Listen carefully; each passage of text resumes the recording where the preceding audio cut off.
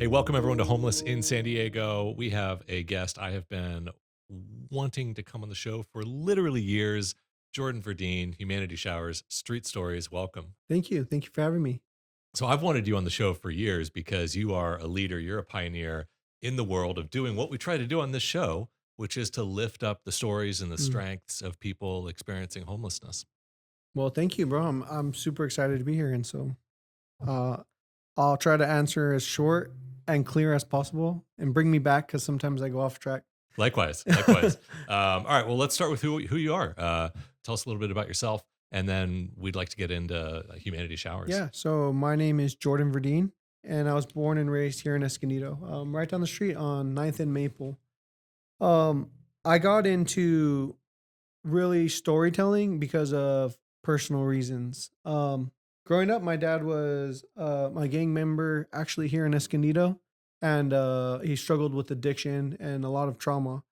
And part of his story is my story, and that's what led me to do the work that I'm doing today. He, I don't know if we should dive into that now or should we go into Go for more. it. Yeah, Yeah. it's just so I identify myself as a storyteller. I'm a lot of things, but that's what I identify as most. And um, uh, my dad was growing up here in Escondido, faced a lot of like stigmas, addictions, and traumas, and so I always knew that I wanted to do something that helped shed light on that.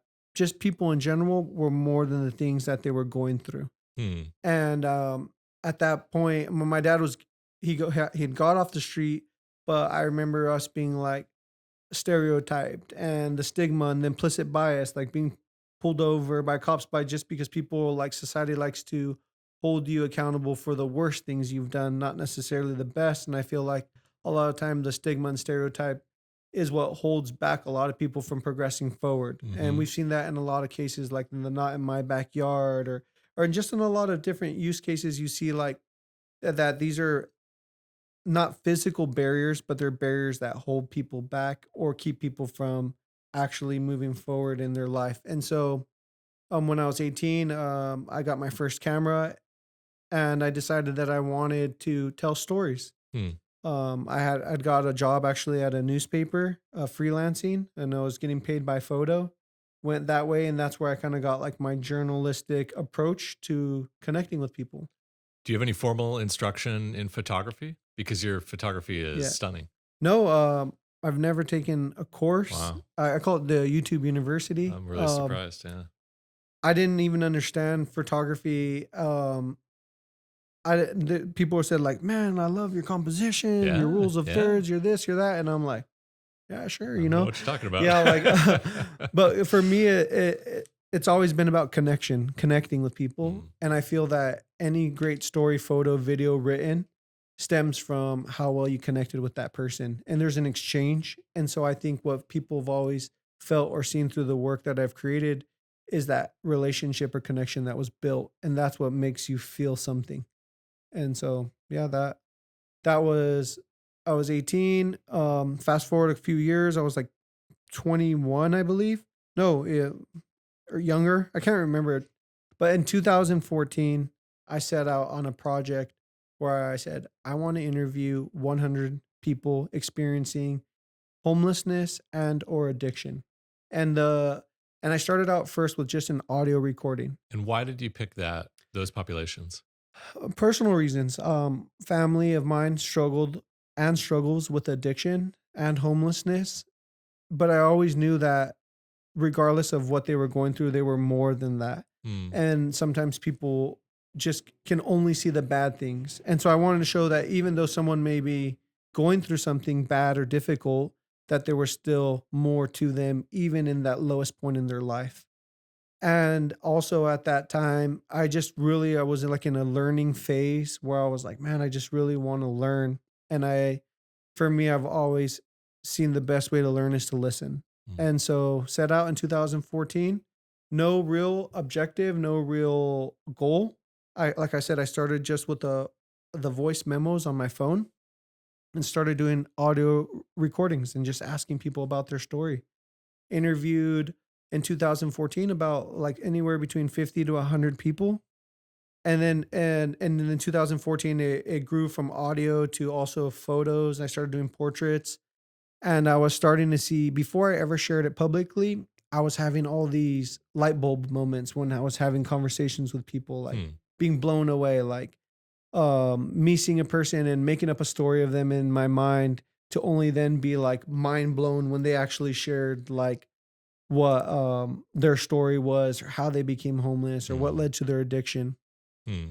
And but I was never sharing those stories. And then what I would notice is that people around me, their perspectives were staying the same, even though mine was changing. And so it'd be like, so then that's when I decided to start sharing stories publicly because I was like, what benefit does it do that well I'm having these like mind changing experiences, but the people around me don't. Hmm. And so that's when I started in 2014 sharing stories online. And many needs people shared, but two clear needs they always expressed were one, the lack of being visible or seen, and the second was the lack of being clean. And I would just like, oh, listening, oh, clean, all right, cool, you know.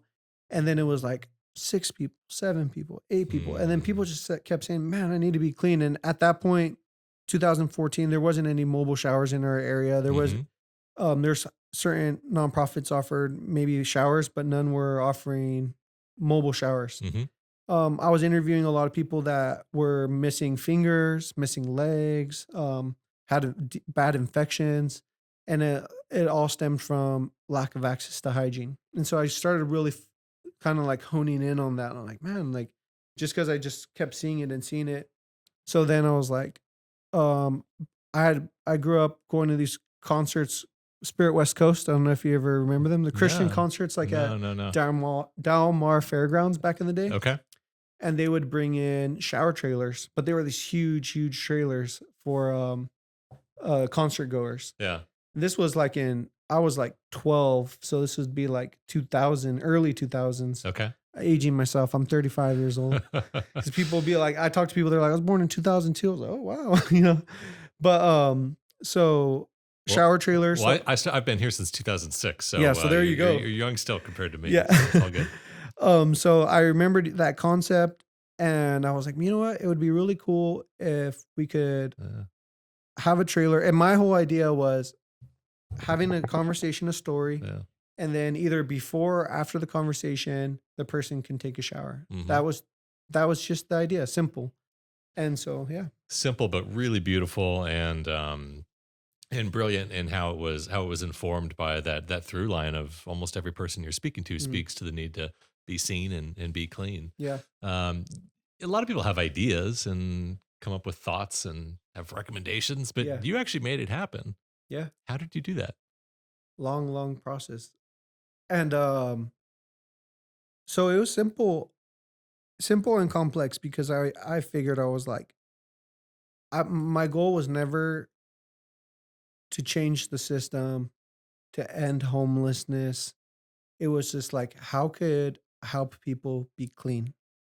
And 2014 to 2019, it took 5 years in order for me to build the first shower trailer. The first shower trailer didn't come to be till late 2018, early 2019. Hmm. It took me 5 years on my GoFundMe. My GoFundMe still exists, and it still never hit the the goal. What's the goal? It was 15,000. Okay. We hit 8,000. Yeah. Um, and we've got like a utility trailer, and we converted that into the first two-stall shower trailer. But within those 4.5 years, every week I was going out on the streets, excuse me, having conversations with people on the streets. I would take wet wipes. I would take they call jerry cans. They kind of look like plastic gas tanks, but we'd fill them with water, Hmm. and we would wash people's like hands, their feet, their Hmm. hair.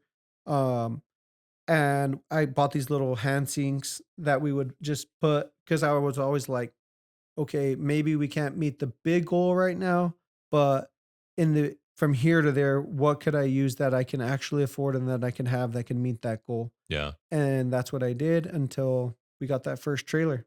like you said, simple but complex Yeah, and practical and so admirable, yeah. and the dedication to continue to suit up and show up. And, yeah, so we had the first trailer, 2018. I still remember the first guy that took a shower. His name was Brett Strong, and he hadn't taken a shower in, he passed away also, but he hadn't taken a shower in about 4 months when he took a shower in the Mm, trailer. And the first thing that he said when he got out was he said, "I feel human again." mm, And then it was just like, you know? And then, so the same concept again, people were coming out of the trailer and everybody just kept saying, "I feel human. I feel mm. human." And then that's when we put out, like, we're like, "Hey, we shouldn't make up a name for the showers or something." It's just like, and then people were like, "Well, we could call it human showers." And I was like, "Oh, that'd be kind of cool, but kind of weird too." Cause like, hey, what's it called? Human shower. So we called it humanity showers. People will call us showers for humanity. There's so many names that people call us. I'm like, you get the point. Humanity Showers is brilliant, and it's stuck through this time. You have a website. I would encourage our listeners to check it out, because listeners can go on the site, can see your amazing photography, Hmm. see most of all the amazing people Yeah. who are there, who share their stories, and you click on the photos and you get to hear Yeah. firsthand their Yeah. No. experience. And so it's been a beautiful journey that has just stemmed from listening to people, their experiences, and then trying to find a way to solve something that I think was solvable within my realm. So where has Humanity Showers been going? How did you select those locations, and who keeps this going? I know you're Yeah. a one man dynamo, but you have built up teams of support. Yeah. So back in the day, we would do showers once a month. And I was like, wow, that was huge, Yeah, because I was yeah, like, man, this is exciting. yeah. Like, and then we are like, this is so good. We should do it every other week, and then we're like, oh, every other week. And then when we jumped it to doing once a week, I was like, oh man, I don't know what we're doing. Hmm. And then this was one trailer. Yeah, And then we went from that single trailer. And that first trailer, that utility trailer, is still in use today, by the way. that's cool. It's in downtown San Diego, Well built. on 6th, at, Episcopalian church down there. Showers of Blessings uses it. Okay. But, we went from that one trailer to 5 trailers and to operating, sometimes 5 days a week at Wow. multiple days, multiple locations. Like this Friday, we'll be offering showers at 3 locations at the same time. Hmm.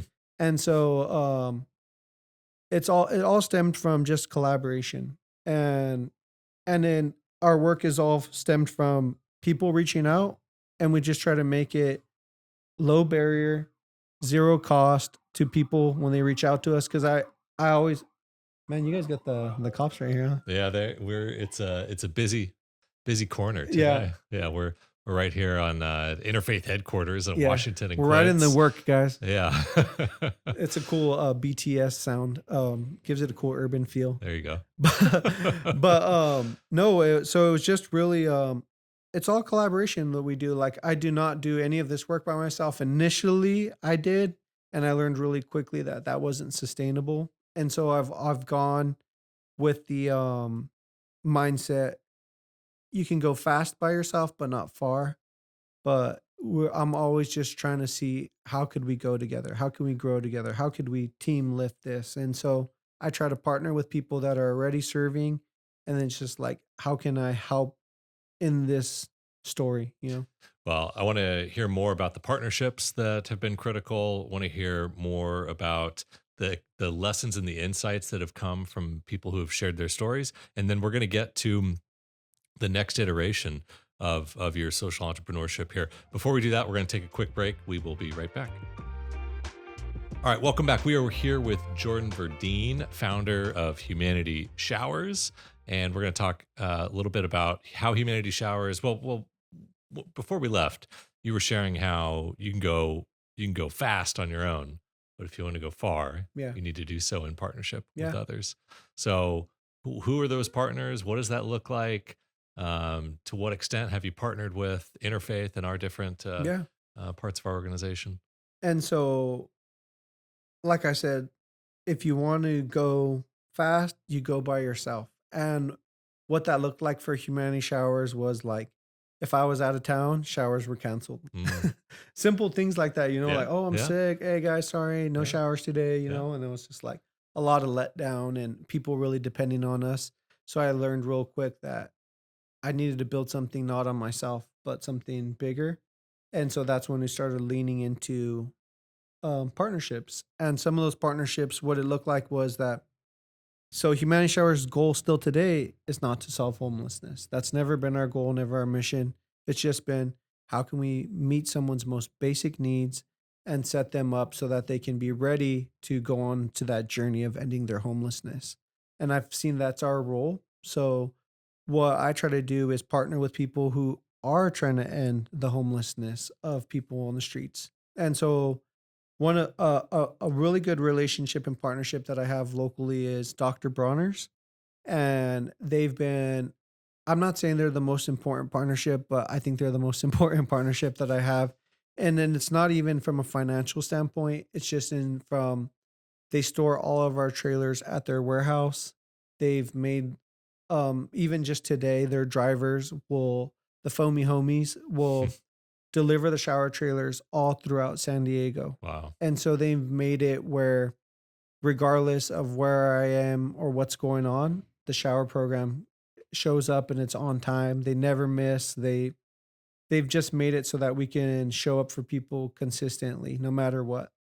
Um Other people that we partner with, we partner honestly, and I'm not saying with everyone, but we've partnered with everyone in terms of like from the homeless court, from health fairs, from Chula Vista, San Isidro, all the way to Fallbrook, with every agency that has some type of outreach, we've partnered with them, and on a consistent basis, we do. So, like our humanity showers outreaches kind of look like the resource fairs that you see that pop up once a quarter is what we do once a week, and we'll provide the parking lot, the power, the showers, tables, chairs, and we invite anyone that wants to come and join us. And so, what are some of the other resources? What are some of the other services Yeah, or so like partners that? we partner with Interfaith pretty regularly and consistently. We've partnered with y'all at encampment outreaches.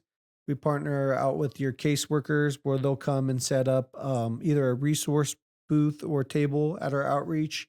We partner up with Convicted for Christ. They do wound care. We partner up with True Care, neighborhood healthcare, Vista Community Clinic, the North County LGBTQ Resource Center. We partner up with like exit. I don't want to name. I don't want to name them because I Because feel like I'm you're going to gonna leave them leave some off, and right? someone. So Well, for our listeners who may not be yeah, familiar with each of the providers who you just yeah, mentioned, you named the three largest federally qualified health centers, yeah, community clinics, health clinics here in North County. hmm You're partnering with all of them. The North County LGBTQ Resource Center, yeah, wraparound services really focused on the LGBTQ community. hmm You talked about Interfaith having a resource table at encampment outreaches and other weekly events that you're doing. And that's all about our teams being able to provide housing navigation, access to behavioral hmm health, connection to addiction treatment, ultimately, hopefully, housing yeah. resources, right? Our own kind of wraparound stuff. So, all these things that, to your point, are about addressing something other than the basic need that you're addressing, but you put them together, and that's Well, it's a because combo. if you hit someone on the street right now, like we go outside this building and we hit someone and we're like, "Hey, I'm gonna get you off the street right now." And if that person doesn't have shoes and they haven't taken a shower in, let's say, even 1 week, they haven't had something to eat, they're not going to take you up on that offer because there's other things that might not seem that important to you, but that are really important to them. Hmm. And so what we try to do is like, how can we focus on those very important things? So then I could say, hey, Greg, hey, Interfaith, here's Jordan. He just took a shower. He just got shoes. He just got a haircut. He got like humanity and kindness instilled in him. We helped like uplift his dignity, and now he's actually wanting to talk about what's next. Hmm. And then he also knows that next week we'll be there again to help him with that and help him again with that. And so we've just seen that that's been we have providers that will call us that say, hey, we have someone that they have an interview for a housing that they're on the by names list. They got they're gonna go meet with the landlord.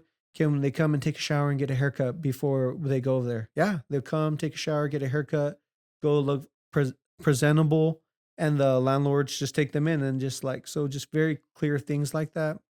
It's such an important example because housing resources are so hard to come by. Mhm. You just described a situation where somebody who's unsheltered is seeking housing assistance, and they're then matched through a regional database of these very limited housing vouchers and housing short-term rental subsidies and other types of supports. They are, by the grace of God, luckily connected to one of these resources. Mhm. And then that's going to result usually in them having to apply for and meet with a landlord. Yeah. And to your point, if somebody shows up and is in a place where they haven't taken a shower in a Mhm. week, they don't have any shoes, and they have all these other things going on, even with that voucher, they're still probably Yeah. not going to get selected, No, right? And they're still 100%. going to continue to be homeless. And even beyond that, the next thing is, what if they're lucky to get matched with another resource in the future? Mhm. Well, they've already had their hope and their trust Mhm. damaged by Yep. that other experience, right? 100%. And the other valuable way showers, I feel like, plays in this story of helping people off the streets is it's a place where we'll have people from interfaith social workers like Ian and just different other social workers. I don't even want to name all of them because there's so Sure, many sure, sure. great ones that they know that when they show up, we're there every week. And so even if they haven't been in contact with one of their clients or guests, they know that they can find them at showers. So it's created a safe, consistent place where case managers can find their clients because they know that they're going to come to it. And then even when we work in the encampments, they've worked in a very, I think, strategic way in helping establish trust and consistency. Like we're launching up again in partnership with you all again this month in Carlsbad now. Carlsbad's Oceanside border. Hmm. We're going to be supporting the encampment outreach again with Marlene and her team again, That's fantastic. and just in hopes of like helping people build trust, the consistency and connection. Well, and the outcomes for that project, that encampment resolution project it's on the border of Oceanside and Carlsbad, like you said, the initial outcomes are remarkable. The first section, our teams in partnership with the city, both cities, as well Mhm. as providers like Community Shower, other partners like Community Showers and others, uh, identified zones for the encampment. And Mhm. the very first zone, 90% of the people in that encampment are now housed. They're in Yeah. housing, not in Yeah. a shelter. They're not in another type of short-term intervention. They are in a home of their own, Yeah. right? And so the ability to help them get cleaned up as a part of being able to do that is huge. I'm so glad to hear that that's continuing and that Yeah. you all are a part of it. And it's been great because it's been people we've been providing showers in North County for 6 years. And so these are people that we've seen for years, you know. And so it's been really beautiful. And then it brings so much more now, like um not validation, but credibility to the work we do. That it's built help us build so much more trust Mm, in in the homeless community hmm. where they're like, man, humanity showers. Not only are they helping us with showers, but they give us more. The homeless community gives us more credit than we deserve because they'd be like, oh, they're bringing in all these resources, and it's like, no, it's the way that we're strategic in that we're like that first step from encampment to apartment is kind of coming through showers. Well, you deserve that credit. Your teams deserve that credit and more. And you started off earlier talking about your goals to what you heard people share as their needs, Yeah, and it was to be clean and to be seen. yeah.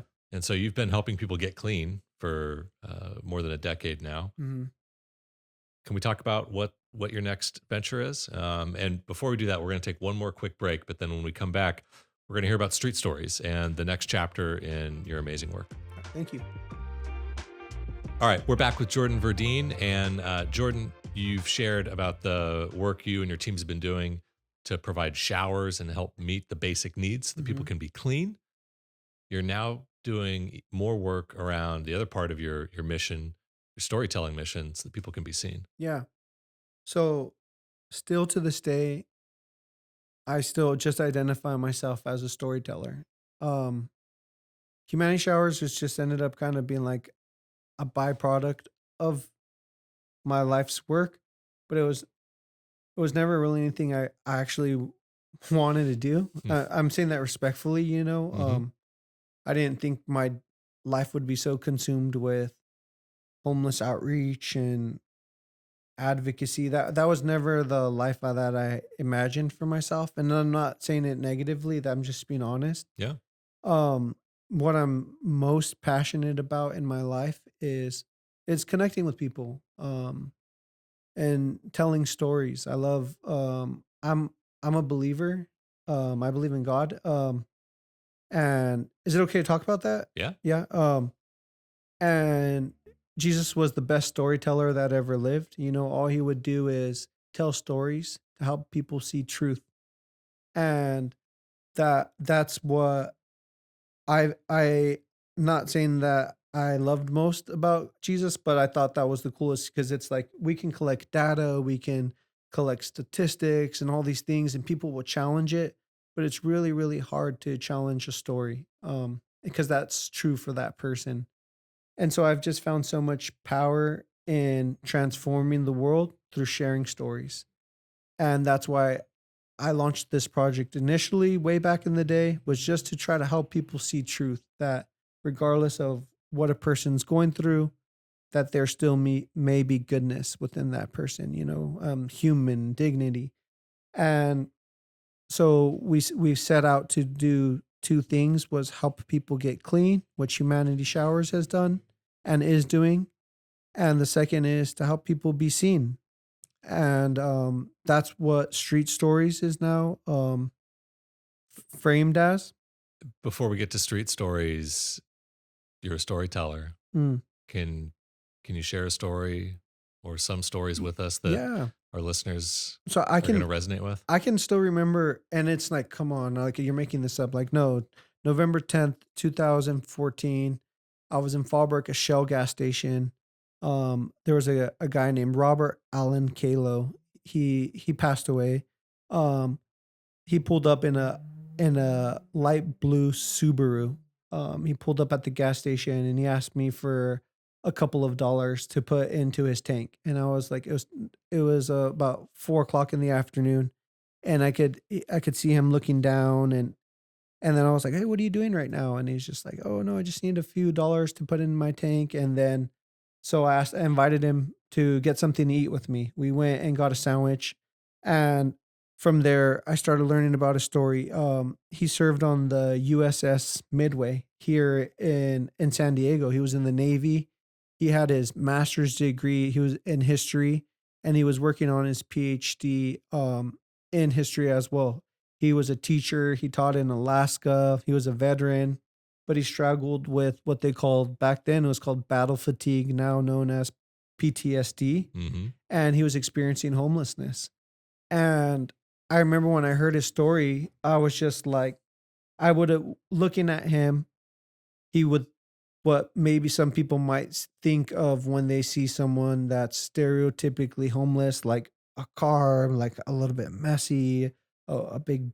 He was older in his 60s at that time, so he had like a white beard. His clothes was dirty, so like what people would stereotypically think is someone that's homeless is kind Yeah. of like the image of Bob. And, when I heard his story, it just completely, like, shifted my paradigm of, like, what I thought of when you saw someone on the streets. And then that's when I was just like, "Man, if people just knew his story, Mm. how would they treat him? How would they speak to him? How would they look at him?" And so, this was before Street Stories, and I kinda started sharing his story, Yeah. and helped him get off the street, connected with his family, with his son. They were from Colorado, there was my friend Brett Strong. He's the same age as my dad. So every time I saw him, all I could think about was my dad. Yeah.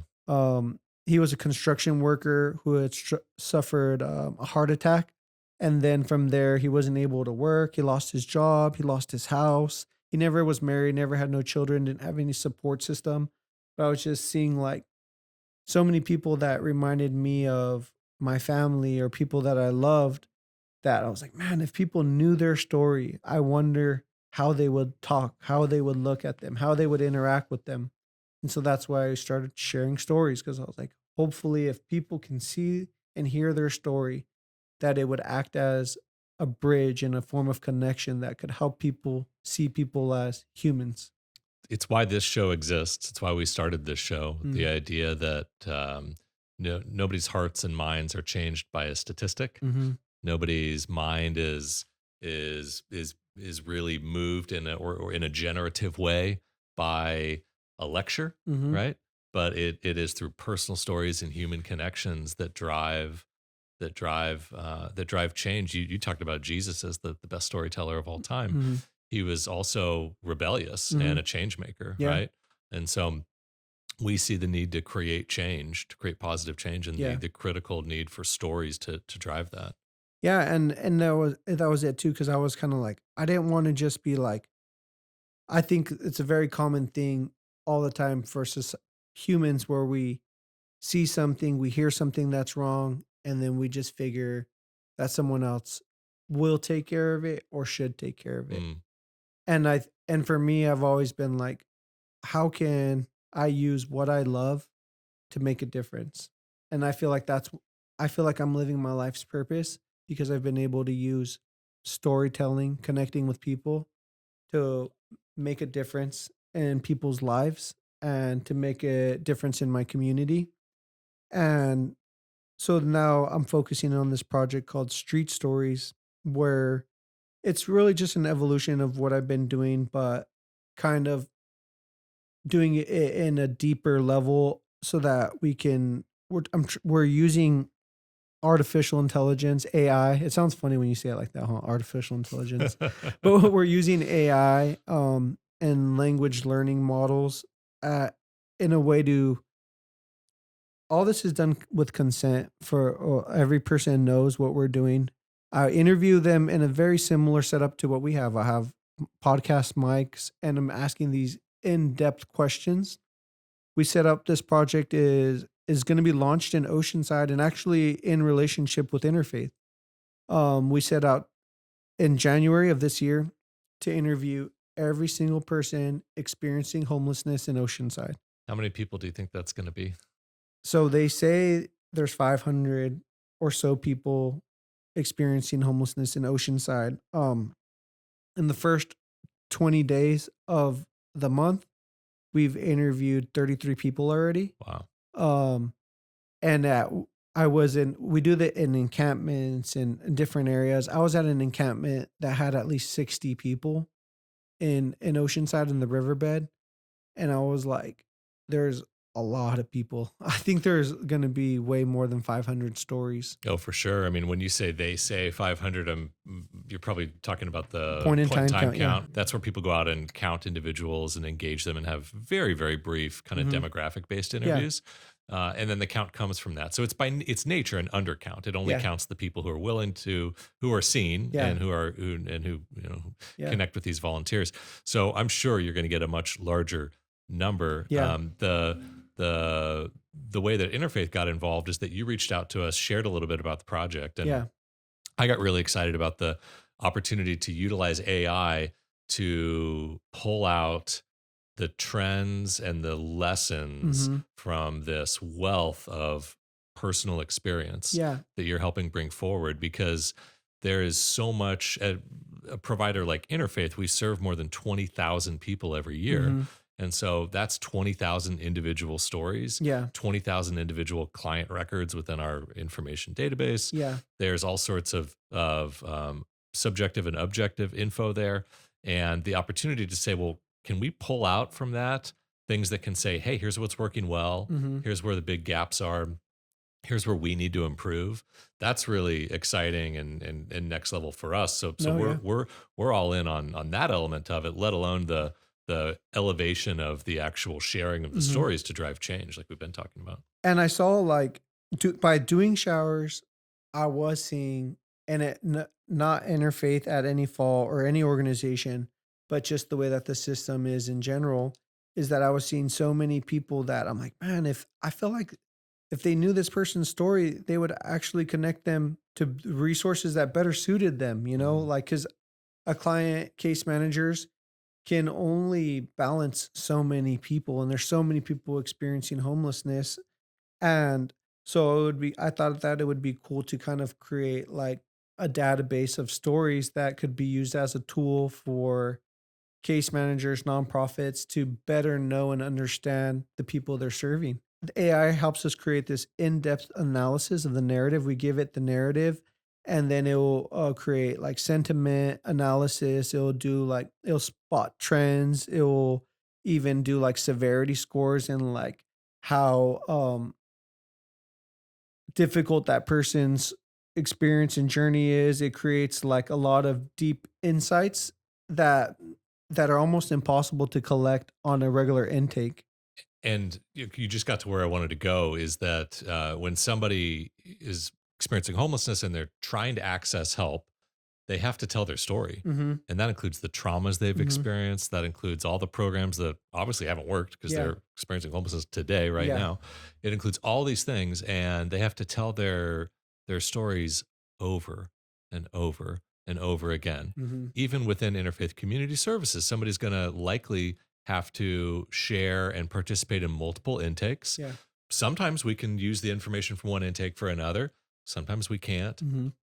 So what one of the big opportunities with what you're doing, creating these in-depth interviews and using AI to pull out the relevant data, Mhm. both on a systemic basis but on an individual basis, our teams are really excited about the opportunity to provide a way for people to only have to tell their story once, Yeah. or to just minimize the amount of times they have to retell that information. And to your point, that's also going to strengthen how we as a provider connect them to other services. Well, because sometimes I think some unique thing that Street Stories is able to do versus any other nonprofit is that people aren't telling us what they think we wanna hear because we're not a service Oh provider. yeah, that's another good point. Yeah, for sure. There's no the power dynamics different there, And so right? it's just kinda like, "Hey, interested in your story?" We have, Yeah, like, this little yeah, thing we tell everyone with the big goal of helping end your homelessness. That's yeah, really what it yeah, is. We're gonna share this with providers and yeah. decision makers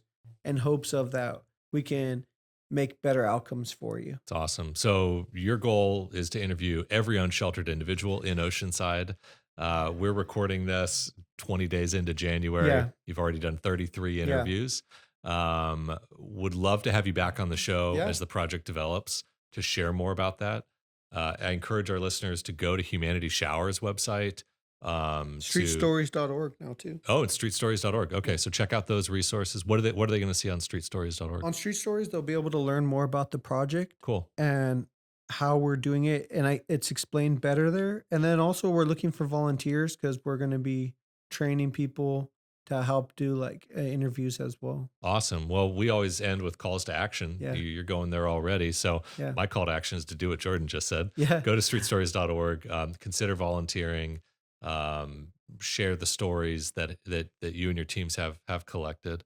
What are your calls to action for our listeners, Jordan? My call to action is simple, and I share it a lot, but is that if you're looking to make a difference, you have everything at your disposal right now that you need to make a difference. A lot of times people get caught up in the things that they need in order to make an impact. Oh, I need X education. I need this social status. I need a camera. I need a shower. I need all I need. But it's like everything that you need you already have.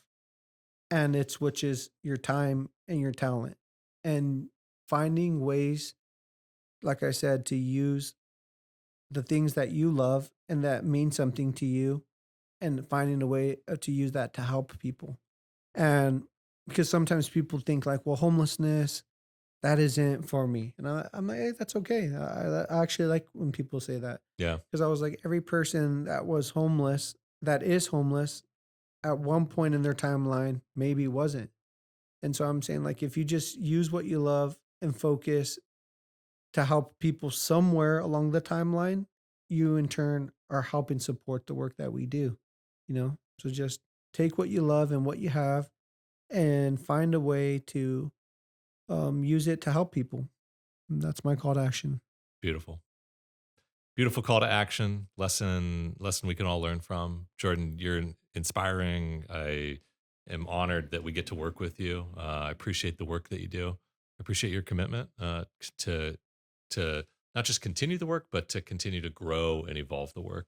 So thank you for coming on the show today. Thank you for everything that you're doing. Well, thank you, Greg. Thank you, Interfaith. I really look up to you. I think you're, anytime I'm like, people are asking me questions, I'm like, talk to Greg. I'm like, this guy's like the smartest guy when it comes to homelessness. Like, I speak a lot from my heart. Greg speaks a lot from his heart, but also with his mind, and then he can back it. So, I really look up to you in terms of like the work that you've done, how you started at Interfaith as an employee, like on the ground. Now you're the CEO. Like, it's just been really admirable that you're still here 20 years later. And so thank you and Interfaith for having me on here. And I appreciate your time. Well, thank you. I appreciate your kind words and your call to action to use what you're passionate about to make the world a better place. It's why I'm here, and I think it's why a lot of our listeners tune into this show. And so I know they are going to find some value and some inspiration from that advice. So thank you, Jordan, and to our listeners, thank you for joining us. Thank And you. we'll see you again soon.